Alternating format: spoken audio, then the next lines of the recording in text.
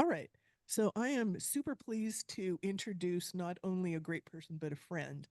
She and I worked at Oracle together, and she was the allied lead for Open, which is the Oracle Pride Employee Network.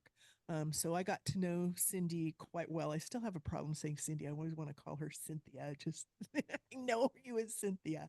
Anyway, a month after retirement from Oracle, was diagnosed with breast cancer, and so she'll be talking about her journey to health and how important it is to eat well, exercise, and love life. So she'll be talking about that tonight. She's a published author of 8 books, specializing in children's multicultural books. I know her also for her book called Operation Marriage, which is about gay marriage. And so she will talk maybe a little bit about that if you want to know more about that. It was turned into a film and is a really exciting story. So, with that, I will turn it over to Cynthia. Thank you so much, Cheryl. So, the title of the topic is Healthy Living, Community Movement, and Food.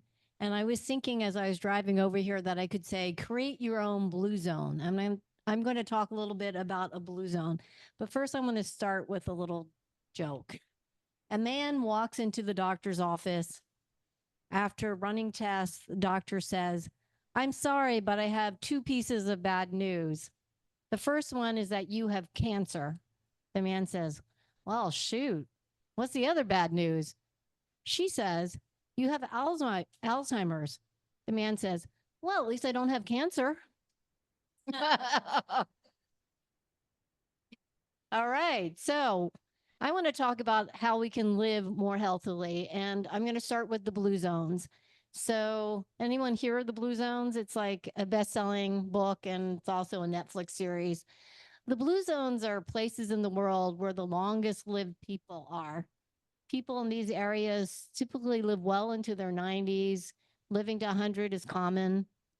Dan Buettner, the author of the Blue Zones, has studied these areas, and some of the most famous ones are Okinawa, Japan, Sardinia, Italy, and Loma Linda, California. And a common factor for the people in these blue zones are strong commitment to family and community, exercise or movement, and a healthy diet. So I'm going to talk a little bit first about community. And Cheryl mentioned in my intro that when I was at Oracle, one of the most meaningful parts was not my official job role as a tech pubs manager, but as a volunteer. I worked with Cheryl as the global chair of Allies for Open, which is Oracle Pride Employee Network. And I love the people in Open and the things we got to do, like walking in the San Francisco Pride Parade, the Silicon Valley Pride Parade, having workshops and speakers and LGBTQ issues, diversity, international LGBTQ communities, and youth. I got into the community because of my church, which is First Pres Palo Alto, First Presbyterian Church Palo Alto, which is a welcoming church to LGBTQ plus folks. And my claim to fame is I wrote a book about a family in our church, which is called Operation Marriage. And that was published in 2011 about what happened in 2008 with Prop 8 and how that affected gay families when it passed, which outlawed gay marriage in California for a while. It also was a 10-minute film on YouTube by Quentin Lee, also known as Gay Hollywood Dad. But first, congratulations for being here and being part of a community, because that's the first element, I think, in healthy living. And I'm going to give you a quote from Julianne Holt Lundstad, who is a professor of psychology at Brigham Young University. She says, lacking social connection carries a risk that is comparable and in many cases exceeds that of other well-accepted risk factors, including smoking, up to 15 cigarettes a day, obesity, physical inactivity, and air pollution. So in other words, loneliness is as bad as smoking a pack of cigarettes. So if you want to be healthy, build your community. And I'm sure you have many communities. The next factor in a healthy life is movement or exercise. And this comes from the Centers for Disease Control. Regular physical activity is one of the most important things you can do for your health. Being physically active can improve your brain health, help manage weight, reduce the risk of disease, strengthen bones and muscles, and improve your ability to do everyday activities. So I'm going to ask everybody, even those at home, to stand up and stretch now. Come on, we're going to do a little movement. And if you do yoga, when you put your arms up and you kind of bend back a little bit, opening up your heart, that's a part of a sun salutation. So everyone, thank you for indulging me. And I want to tell you one of the reasons why exercise is good for you is actually it creates a little inflammation in your muscles. And a little inflammation is good because it triggers your body to repair your tissues. Now, a lot of inflammation is bad. But if you do exercise, it gives you enough generally, if you're not running triathlons, to help you put your body into the repair mode. The third factor that's really important to healthy living is food. And that's the main focus of my story today. I'm going to ask a question. How many people here have had cancer or had a close friend or family member with cancer? Okay, quite a few. All right. So you probably know something about cancer. And I have to give the disclaimer because everybody's body has its unique chemistry. Therefore, what I do for my body won't necessarily work for you. For example, you may be allergic to peanuts, and I am lactose sensitive. Someone else may be celiac and can't tolerate gluten, and others may not be able to eat strawberries. Cancer is not a simple disease, and there are no guarantees with cancer. First, I'm going to talk about what is cancer. The simplest definition is that cancer is the abnormal and uncontrolled growth of cells due to damage of a cell's DNA. Cancer can become life-threatening when the cancer displaces normal organs and tissues, and it's called metastasized when it's spread beyond a primary tumor. There are two types of cancer. There are solid tumors, there are solid cancer and blood cancer. And solid cancer would be like liver, breast, prostate, stomach, etc. And blood cancers include leukemia, lymphoma, myeloma. But the part about food that you should know is that a universal hallmark of cancer is its addiction to the common essential amino acid called methionine. Now, what is an amino acid? Amino acid are a group of chemicals that are building blocks for protein. And you know we need some protein. In general, though, people in developed countries eat way too much protein than they need. And methionine is found in highest amounts in high protein foods like meat, poultry, seafood, eggs, and dairy. So a low methionine diet is the best diet for cancer. And that would be a whole foods, meaning not processed, plant-based, meaning no meat, seafood, dairy. But even some vegan foods are high in methionine or moderate in methionine anyway. And you should be careful to not eat a lot of them. And such foods are Brazil nuts, tofu, and beans. So those are foods that you might think you could eat a lot of, but I actually eat them in moderation carefully. This low methionine diet is not only good for cancer, but for almost every other disease that plagues the developed world. Heart disease, stroke, diabetes, osteoporosis, Alzheimer's. I'll talk a little bit later about why methionine is one of the best for cancer. But in addition to doing the diet, you may also have to do supplements or what I call nutraceuticals. And that means you may have to take special pills that will help stop the cancer or slow the cancer as well. And I wanted to say first that my intent is not to make anyone feel guilty if you use a different method to manage your cancer. The decisions you make about your treatment are based on the information you have at the time you make that decision. It is your body and your choice. You may also have a different trust level in conventional medicine. I've learned after months, or I should say years of research, that conventional medicine has pros and cons, and it's constantly changing. So there are two people that I've worked with on my own cancer treatment. One is Mark Simon, who's the director founder of the Nutritional Oncology Research Institute in Los Angeles. And the other person is Dr. Robert M. Hoffman, PhD, who leads a research company in San Diego called Anti-Cancer Inc. Dr. Hoffman has a PhD in genetics from Harvard and has done over 50 years of research in cancer. He's a professor emeritus at UC San Diego. He believes that blocking cancer through restricting of methionine will be the standard foundation to cancer treatment in the future. So it's not alternative or natural, but he feels it is the next generation treatment. And you get to know now. Not enough people know about how effective a low methionine diet is for cancer. I use this low methionine diet along with nutraceuticals or supplements and a hormone blocker because I had estrogen positive breast cancer. And I was able to reverse my cancer in about 8 months. But even if you have a late stage cancer or a very aggressive cancer like brain or pancreatic, you can use this low methionine diet and supplements and methionase, which is an enzyme I'm going to talk about, and chemo. Unfortunately, chemo, I would say, would be the last resort, but you can use that to manage your cancer. Now, methionase is an enzyme which is made by Anti-Cancer Inc. in San Diego, and it degrades methionine, and it's available in an oral form. So let me tell you about my journey. In February 2021, I had my annual mammogram. I thought nothing of it until I got called back for another mammogram. And then the radiologist said they wanted a biopsy.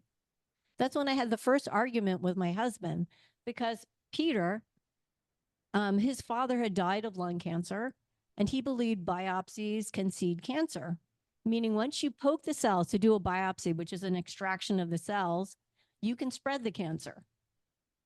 I asked my doctors, if I do the biopsy, will it spread my cancer? And they said, they don't know. They think it's safe.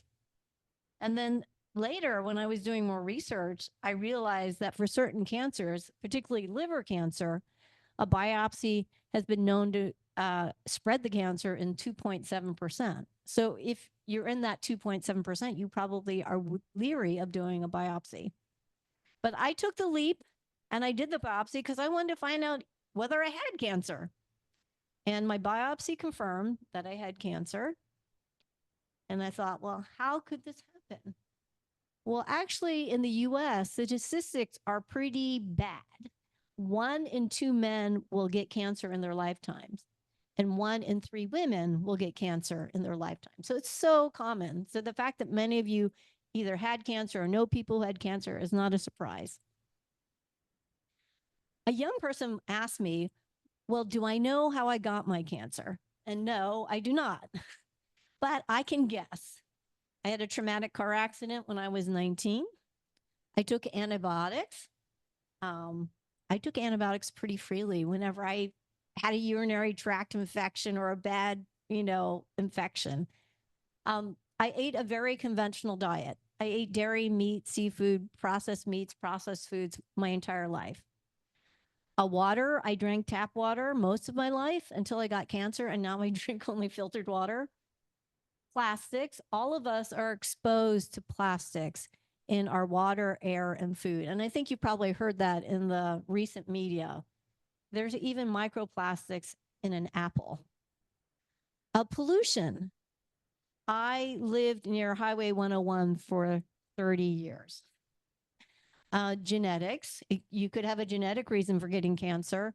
And I had plenty of people in my family that had cancer, but I did also do genetic testing, and they could find no genetic reason for me getting it. But who knows how I got the cancer? I had it, and now on to treatment. So where I had my biopsy was Sutter Health, and they told me to get surgery within 30 days. And then I wanted a second opinion, so I went to UCSF, University of California, San Francisco, and the surgeon also said, get surgery within 30 days and do radiation. I also asked the surgeon, what about food? And she said to me, just eat 5 helpings of fruits and vegetables a day. which didn't impress me because that's what they tell everybody, whether you have cancer or not. But by this time, I began to think, what do I want to do about my cancer? And I talked to dozens of friends and acquaintances who had breast cancer, because that's the cancer I had. And I asked them what they did. But one of my friends really stood out. That was Sue Ann Kaiser, who's also a fellow children's book writer. And I saw her go through breast cancer 18 years ago. After her diagnosis, she had a lumpectomy, hoping that she would be done. But her surgeon came back to her and said, well, we didn't get clear margins. And clear margins in cancer means they found more cancer cells even around the site where they extracted the tissue. And the surgeon said, well, we have to go in and do more surgery. And that's when Sue Ann put her foot down and said, let me think about it. So she did some deep research and she became a vegan. She learned Tai Chi movement. She studied nutrition and stress management. She did not do a second surgery. She did not take hormone treatment. She did not do radiation, and her cancer has never come back. But she was an inspiration to me because I'm like, Sue Ann's a genius, and she figured it out. She suggested that I read this book, and I brought it. It's called Radical Remission by Kelly Turner.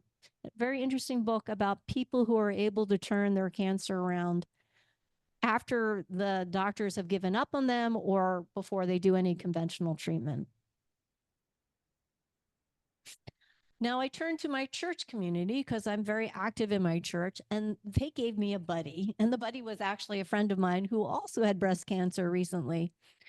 And Nancy told me about a program called Square One, which is from a colon cancer survivor named Chris Wark.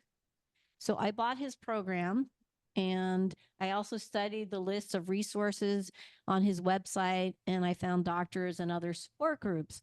So one of the support groups that he suggested was called Healing Strong, which is a Christian support group that supports people who are doing non-invasive treatment.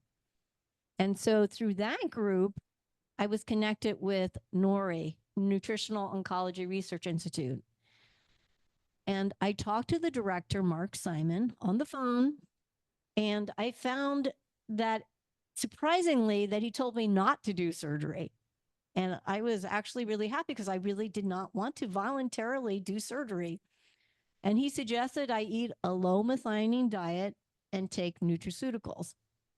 And one of the nutraceuticals or supplements that I took is called sodium selenite. And you can look in PubMed, which is the NIH database. Have you heard of PubMed? Okay, that's the National Institutes of Health. It's online. You can go put in keywords like cancer and diet and see what comes up. But anyway, selenium is a really key supplement that will help you fight cancer. So I started taking sodium selenite. I also asked my oncologist, this is my conventional doctor, to put me on a hormone blocker because I had estrogen positive breast cancer, meaning that my hormones, the estrogen was feeding the cancer. And usually the oncologist gives you this hormone blocker called letrozole is one of them after you do surgery and radiation. But I didn't want to do surgery and radiation. So I said, give it to me now. And they were willing to do that. And I asked for it because I had talked to these friends who had gone through breast cancer treatment, and many of them had taken letrozole or drugs like that, and it helped them shrink their tumor. So I took the hormone blocker, and it also made me eligible for a clinical trial because the hormone blocker is a conventional treatment. So if you do one conventional treatment, then, you know, you've got something that makes you qualified for the clinical trial. The clinical trial was not for a drug, it was for imaging. So many of you know that to image cancer, you can do an MRI, you can do PET scan, you can do a CT scan. And they had a special imaging tool that they were developing for estrogen positive breast cancer. And it was called the MAMMI-PET, MAMMI, like mammary glands. And so they said, oh, you have estrogen positive breast cancer. you can qualify for this. So they did a mammy PET as a baseline in May 2021, and it confirmed my biopsy, which is high uptake of estrogen in my right breast. So from May until November of 2021, I diligently went to my checkups, and every time they talked to me, they said, when are you going to do your surgery? And I said, I'm not doing surgery. I'm going to take some time. And then in late November 2021, I get a call from UCSF saying, you missed your appointment with the anesthesiologist. And I said, what appointment with what anesthesiologist? They said, you're having surgery next week. And I said, no, I'm not. Just cancel that. But fortunately, the second mammy PET was the following week as well. So that was after 6 months. I had to wait. And I did the second mammy PET. And the PhD director that was doing the clinical trial was so excited after my mammy PET. She said, come over here. I'll let you look at the computer screen. And she said, you see your breast there? There's no uptake of estrogen, meaning there's no evidence of cancer anymore because my cancer would have taken up the estrogen. So I was really happy. Hallelujah. But let me tell you more about how this treatment worked. So why do I advocate for a low methionine diet? So cancer cells are addicted to methionine. And if you deprive the cancer cells of methionine, they can't grow. They discovered this in 1959. That's a long time ago. Dr. Takashi Sugimura, MD, PhD from the University of Tokyo, did a postdoc at NIH at the National Cancer Institute. In Bethesda, NIH, by the way, is in Bethesda, Maryland, which is a beautiful tree-lined suburb of Washington, D.C. And I mention this because D.C. is my hometown. So anyway, Sugimura and his colleagues formulated rat chow for mice. And these mice were given cancer, right? They were given human cancers. And in this rat chow, they took out one essential amino acid and they tested how the mice and their cancer grew. And Sugimura writes, he discovered that the tumor growth rate was considerably slowed when the animals were fed diets lacking in methionine. They published their research in the journal, the Archives of Biochemistry and Biophysics.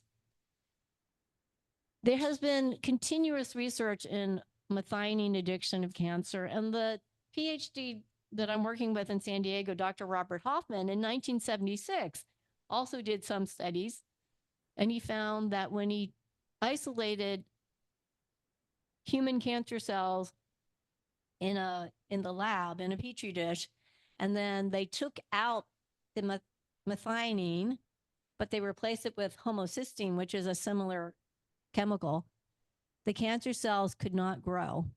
The cancer cells had to have an external source of methionine from food. And Robert Hoffman's discovery that cancer cells are addicted to methionine is actually called the Hoffman effect. And for those of you who know about cancer, you may have heard of the Warburg effect. The Warburg effect is also cancer cells metabolize sugar in a different way. So you may hear, don't eat a lot of sugar. And you shouldn't eat a lot of sugar, but it is not, sugar or glucose is not as important as methionine. So where am I now? So my cancer is officially reversed. I do not take that for granted because cancer recurrence. Overall cancer recurrence rates for breast cancer is 30%. So I am sticking to my low methionine diet, but I have reduced my hormone blocking drug and I've reduced my supplements, but I still take some sodium selenite and I still take methionase, which is that enzyme that degrades methionine. I get checked every 6 months through an ultrasound and once a year through a mammogram. And my tumor shrank every 6 months until December of 2023, it was undetectable. So it's been that way for almost a year now, and I'm very happy, knock on wood. If you want to know more about this way of treating cancer, there are 2 communities you can also join, and it's completely free. NORI, the Nutritional Oncology Research Institute, hosts a free Zoom every Saturday at 8 a.m. Pacific time. And we have people calling in from all over the world, Japan, Israel, Europe, United States, of course. And Dr. Robert Hoffman also hosts a Zoom on Sundays at 4 p.m. Pacific time. All of these are free, and you can talk to the experts yourself. So I want to remind you that food is medicine. Reduce your meat, seafood, dairy as much as you can, and eat lots of fruits and veggies. And also keep moving 30 minutes, 4 or 5 times a week, and be part of your own blue zone. Stay in community, whatever that community may be for you. And I think we should all stand up now. And we should do a wiggle. Because if you can't wiggle, what's life for? All right. Thank you so much. And I'm happy to answer questions.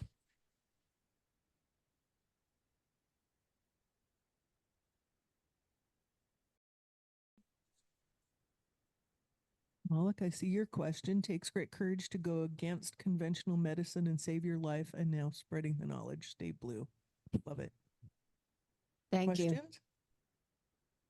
Trying to get the right balance of protein. And I will tell you that before I got cancer, I had known that being plant-based was good for you. I had seen that documentary Forks Over Knives. Have you heard of that? But I never had the discipline to do it. But the day I got my cancer diagnosis, it was like a sword is hanging over my head.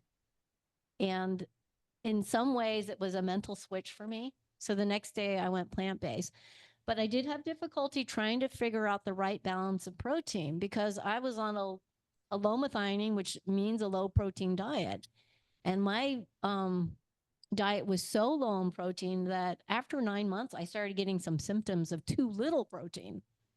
My nails were cracking, my teeth got super sensitive.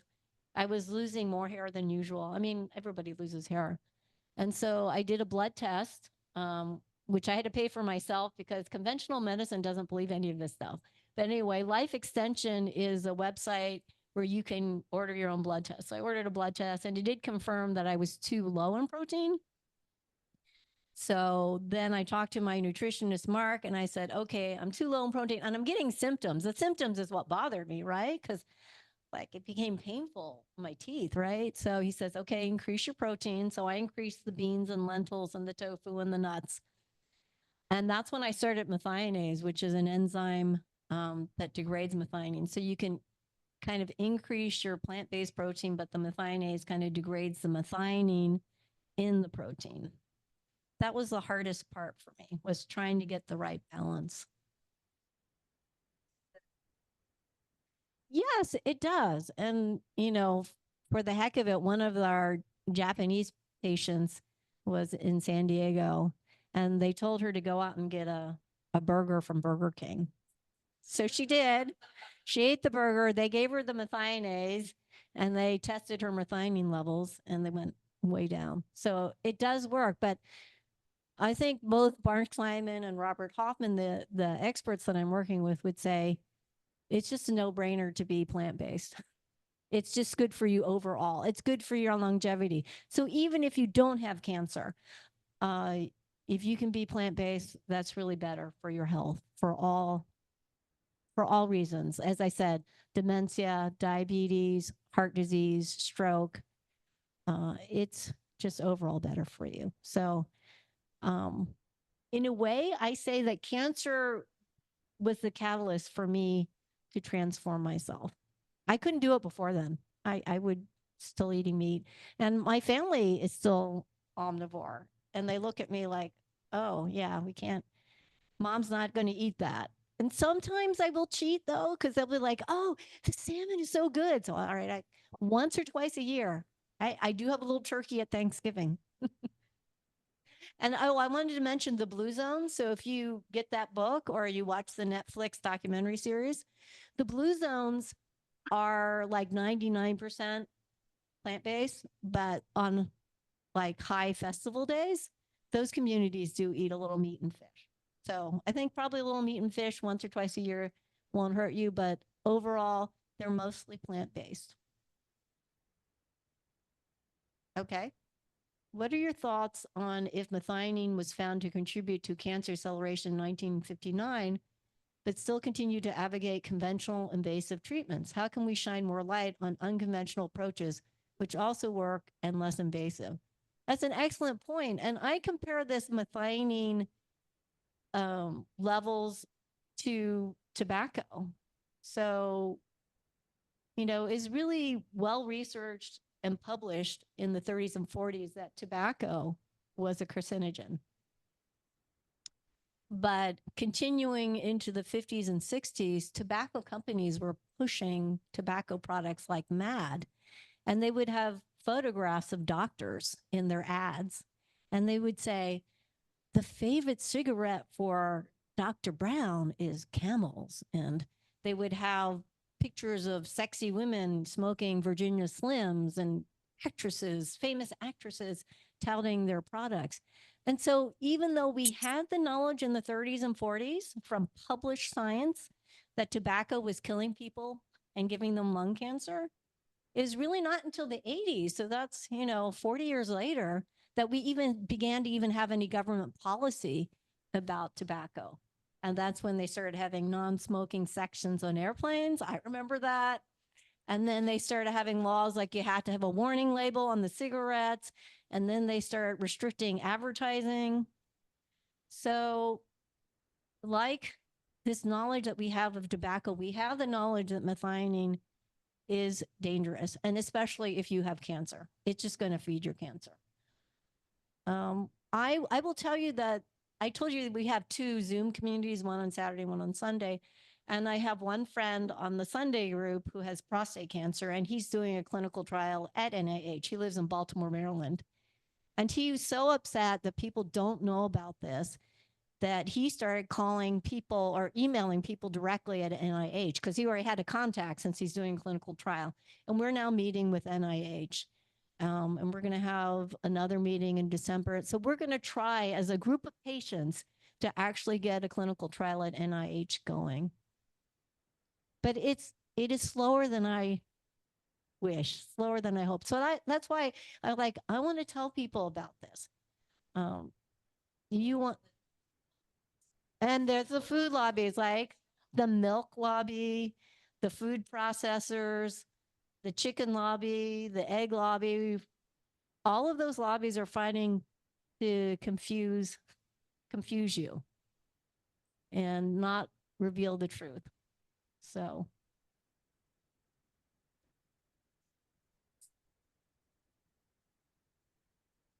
No, it only was that first 6 months. So I just did 2 mammy pads.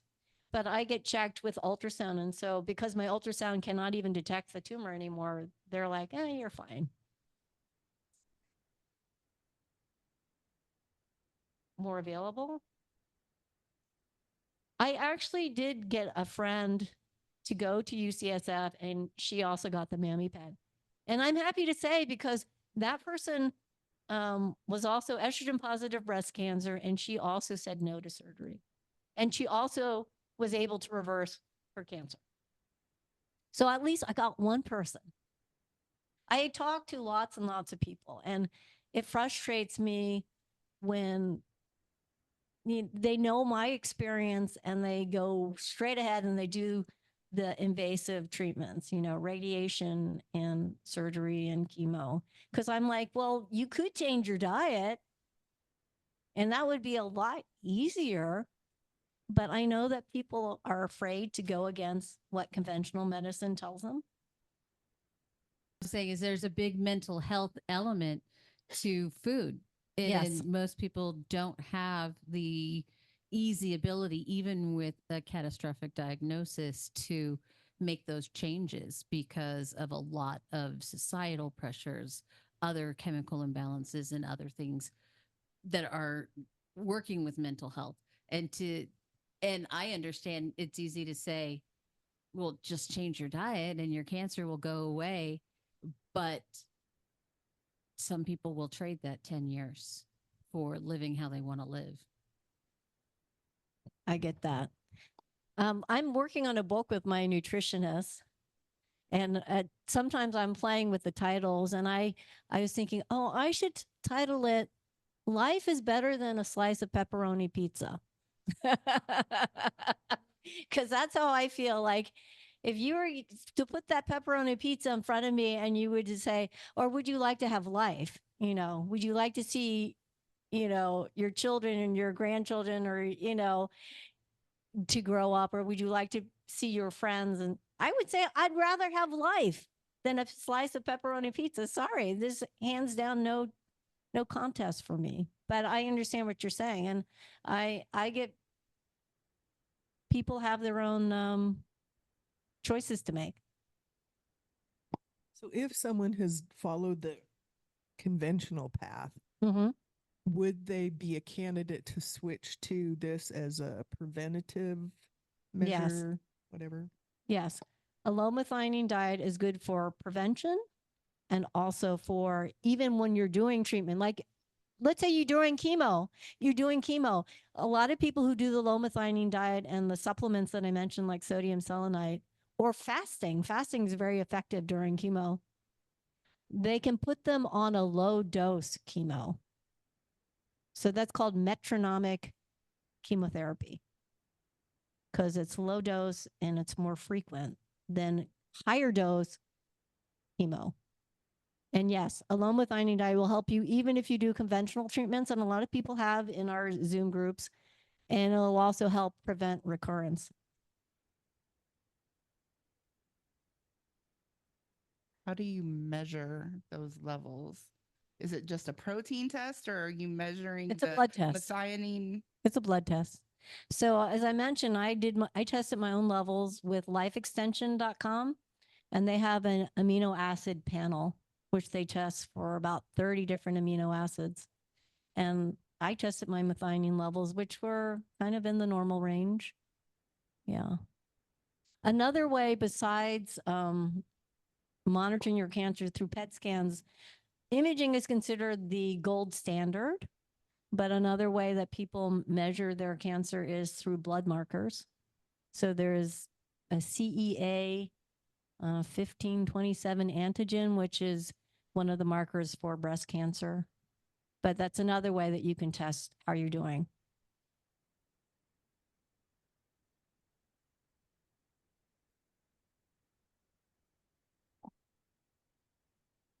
I say, yeah, it is very complex. And like you said, everyone is very different. So I appreciate you sharing your experience with that and looking at some different things. I've had stage 4 ovarian cancer for 17 years. Wow. And I've had 6 abdominal surgeries, and I've lost pretty much every internal organ I have that's not tied down and keeping me breathing. And so yeah, mine don't. I have a very rare kind. It doesn't show up in imaging very well. You can't do conventional things. It's got very insensitive markers. It's been through genetic panels 3 different times, and there's no known agent that affects it in any way. So yeah, it's a very complex head. Well, congratulations for going through that, and you seem very healthy and lively. So Hey, yay. it's been a year since my last one. I'm good. Wow.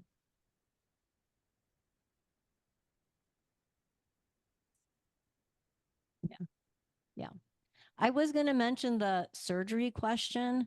So for me, one of the reasons why I didn't want surgery is because I thought if I can avoid it, I would like to avoid it. And Mark Simon also advocates against the surgery. For some people, having the surgery is causes a great deal of inflammation in your body. And they've done animal studies. When you remove surgically the primary tumor for an animal, it actually causes the microscopic cancer that cannot be imaged to grow. So not only are you removing the marker for your cancer if you took out the primary tumor, but you're also kind of giving a boost to the microscopic cancer. I do believe that there's definitely a role for surgery. if your life depends on it, and if my life depended, I would have done the surgery. And some of the really valid reasons for surgery is if you have a blockage, like in colon cancer, surgery makes sense. Or if you have a tumor growing on your spine and causing a great deal of pain, surgery makes sense. But for me, since my tumor was small and I was able to address it with the diet and the supplements, I was lucky that I didn't have to do surgery.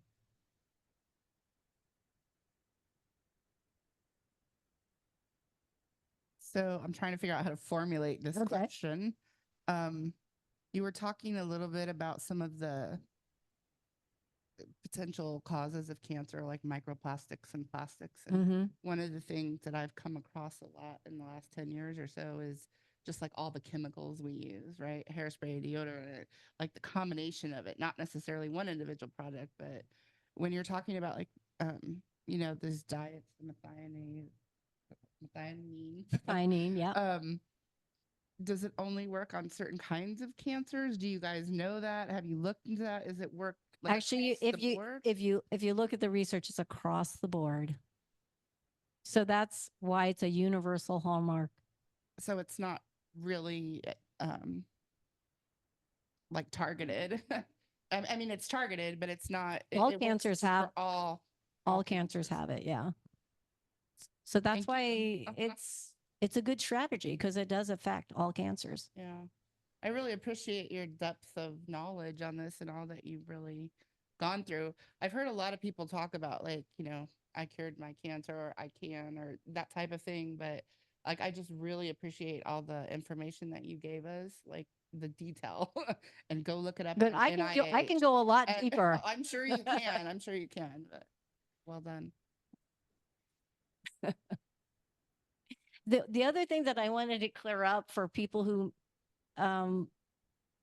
may not know why I'm like against surgery and radiation in some ways, if you can do it through diet and supplements, is that surgery and radiation are really, I will say, vulgar. Cancer is microscopic. So if you're trying to take it out by radiation or surgery, you're going to miss some. It's almost inevitable.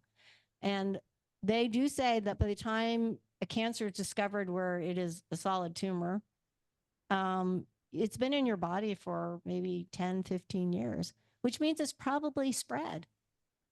It's just that we can't detect it. Our imaging is just too rough. So, you know, surgery and radiation are macroscopic, but cancer is microscopic. So to try to, you know, fool ourselves that, oh, we can cut it all out, that's not really that practical. Completely vegan, low protein vegan. Yeah, plant-based. Yeah, I say plant-based because my mentor in this area for the diet says, don't say vegan. People don't like that word. So I say plant-based.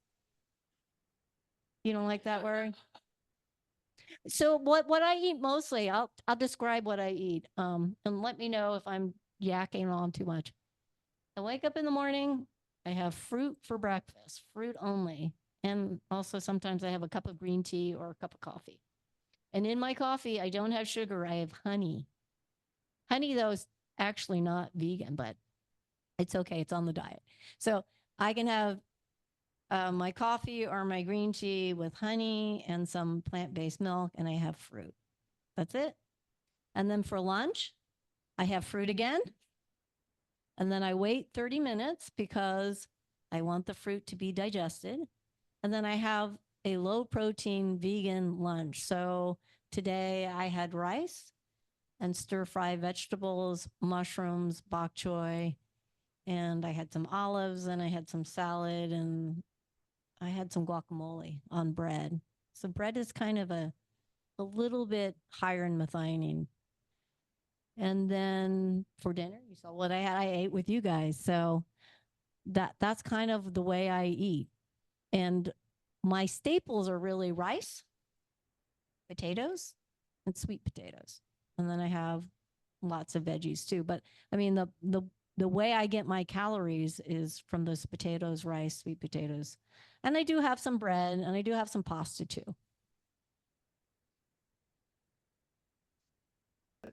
Okay. Is your care team on board with plant-based? Have you found a GP who's like, I'm very interested in helping you on your plant-based journey and that sort of thing? Yeah. So my primary care physician who's at UCSF is fine with the way I'm addressing my problems, issues. And at UCSF, my cancer team was a surgeon, an oncologist. I still see the oncologist. The surgeon says, since you've opted not to do surgery, I'm going to drop out of the team. I also had an integrative oncologist at UCSF. And I saw him like once a year. And then he said to me, you're doing so well, you don't really need to see me anymore. So, but he also gave me some advice about mushrooms, which, as many of you know, mushrooms like shiitake, button mushrooms, oyster mushrooms are actually very anti-cancer. So I have a lot of them in my diet too.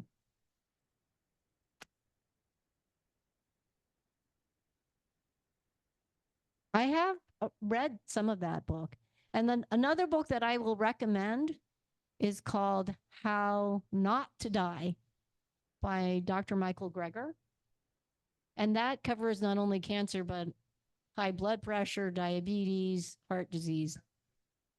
He also has a very popular YouTube channel called Nutrition Facts. But I really like him. And he has helped me not only with my cancer, but I had high blood pressure and I've been able to get off medicine because of the diet, and I take hibiscus tea.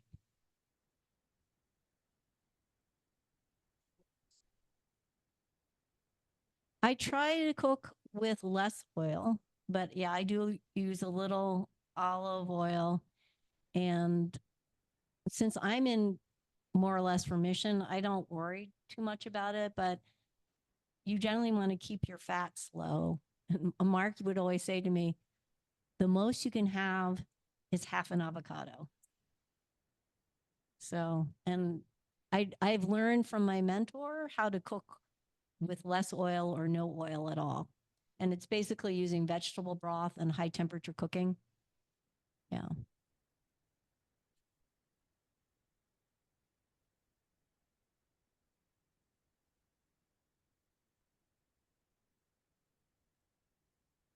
If anyone's also interested in the plant-based community on Meetup, I learned from another friend that they have these potlucks with people that are plant-based. And I've gone to one or two of them, and it's fun. And I started a plant-based eating group in Half Moon Bay where I live. Yeah. It's excellent for the environment. Yeah.